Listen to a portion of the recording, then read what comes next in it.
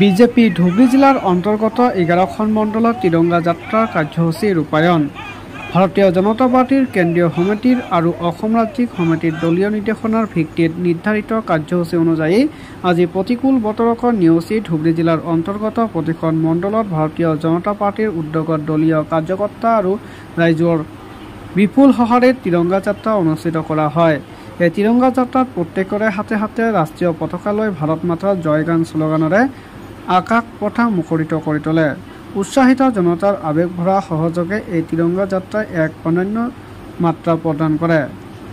জিলাৰ অন্তৰ্গত 11খন মণ্ডল ক্ৰমে হালাকুৰা, আগমনী, গোলকগঞ্জ, গৌৰীপুৰ, ঝগৰাপাট, ধৰ্মশালা, ধুবুৰী টাউন, আলোকঝাৰী, ৰূপসী, মাটিয়াবক, ঢেপঢেবী, মহামায়াকে ধৰি আন কেইবাটাও স্থানত এই তিৰংগা যাত্ৰা বাহিৰ কৰা হয় বুলি জানিব পৰা গৈছে।